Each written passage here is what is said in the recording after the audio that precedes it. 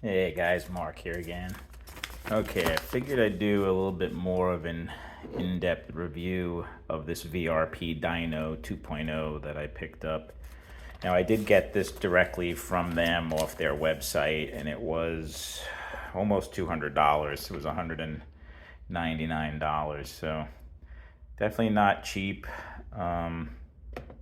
Probably definitely overpriced in my opinion for what it does, but you know, there's not too many options to get something like this, so you're going to pay for it. I mean, maybe you could find one used for a little bit better price, but so it basically just came in a box just like this. It had a plastic wrap on it. I think I showed you in my unboxing video.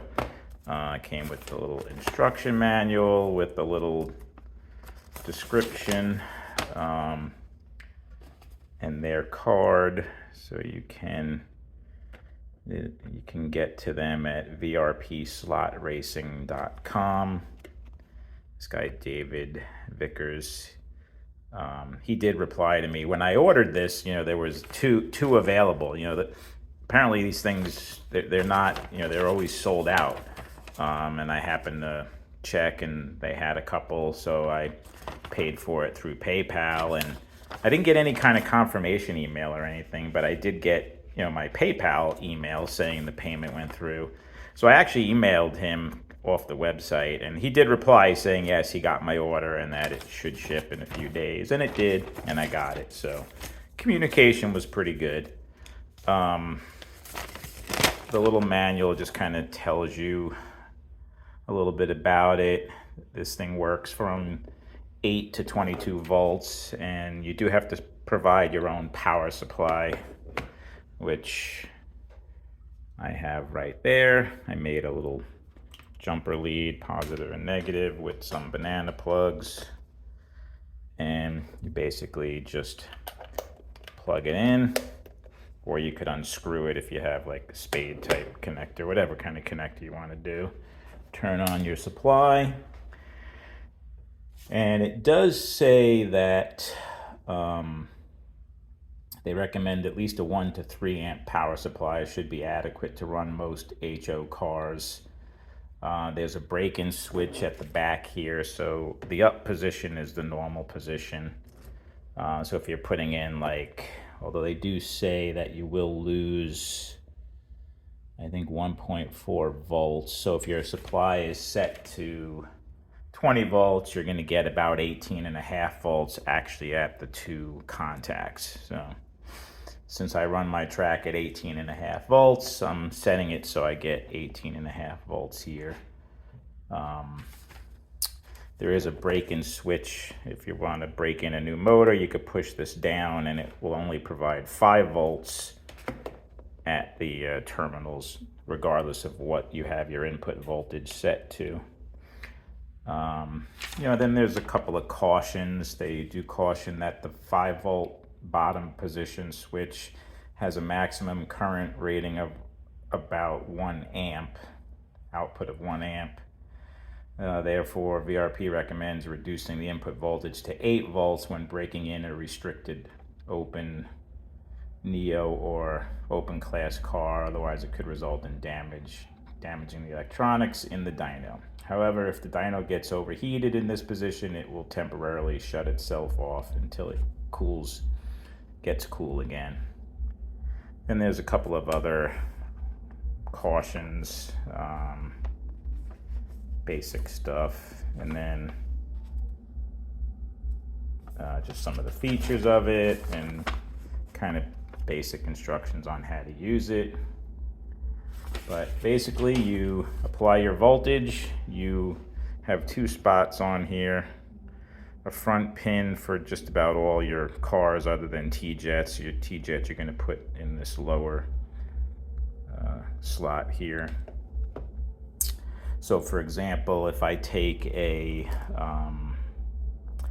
standard Viper and put this on here, gives you an idea of how it's running. 3.5. The higher the number, the faster the car is going. can see, this chassis looks pretty good. It's pretty steady. It's not bouncing around all over the place. I was looking at some of my lifelike chassis, and I was surprised how this thing is kind of bouncing around a little bit, and it's only running at about 2.5. So the rear end and the quality of the hubs and how round everything is and the gearing, I noticed if I take a different rear end, so this is like a lifelike M chassis with a Viper, actually runs quicker and smoother than the T chassis, but this has a Viper rear end in it. So if I take this Viper rear end and put it in this T car, I don't know if you guys could hear that music outside, but somebody is outside cranking their radio. Oop, what did I do? I don't have this seated all the way. Oh, they have the music out there, just stopped. I think that's actually my daughter getting home. So you can see how with this Viper rear end, which is a lot truer, this T car runs much smoother and actually has jumped up from 2.5 to 2.8.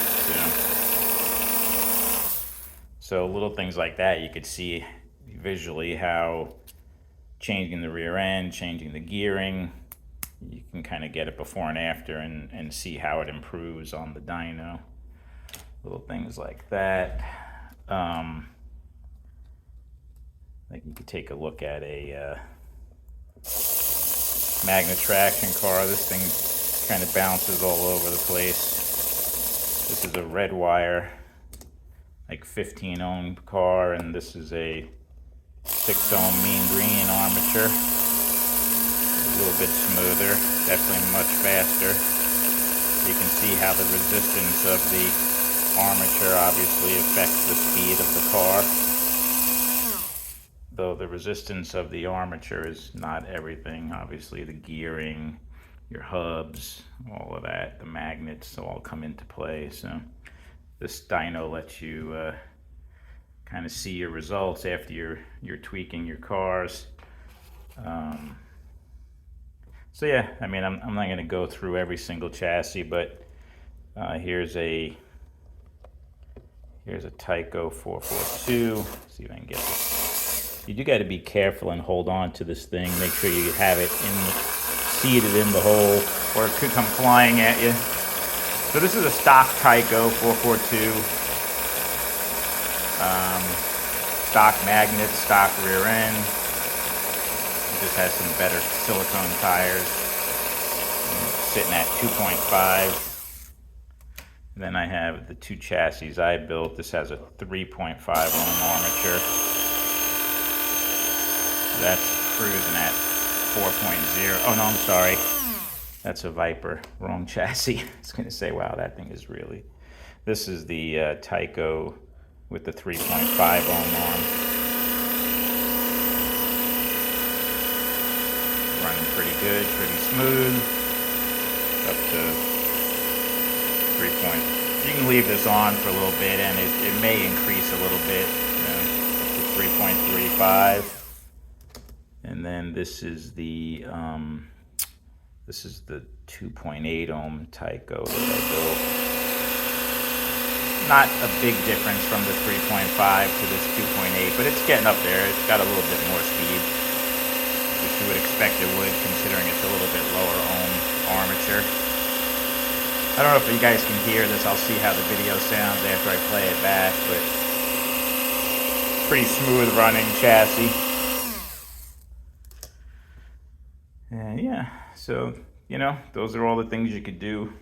Definitely gives you a good visual on how your chassis is running. I'll show you my my 2 ohm NSX armature Neo Viper car. This thing's crazy. 6.2.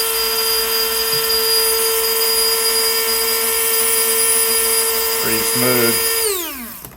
Whoa. Yeah, gotta watch out. These things can go flying, so you want to hold on to them good when you're taking them off until you get power off of the pickup shoes. But yeah, pretty neat tool. I'm pretty happy with it. Wish it didn't cost $200, but you know, hey, what are you gonna do?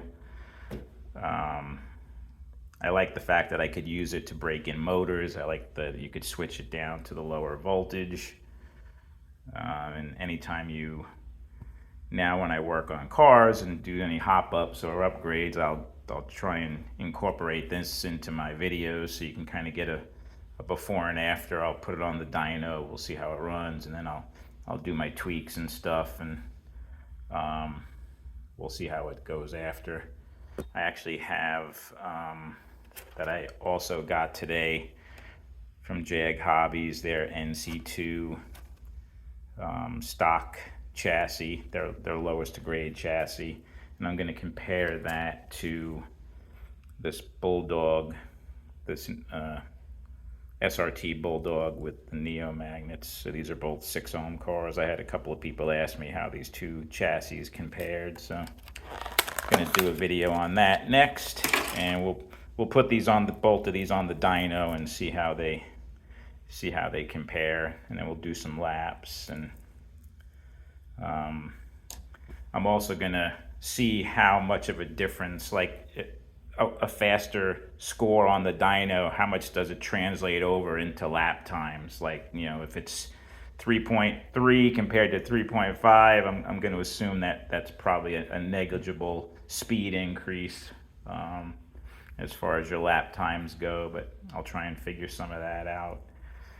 And maybe when I review these two cars, we'll see how their speeds are on the dyno, and then we'll run some laps on the track and see what kind of laps we get out of them. So yeah, stay tuned for that. And that's it for now on this VRP dyno.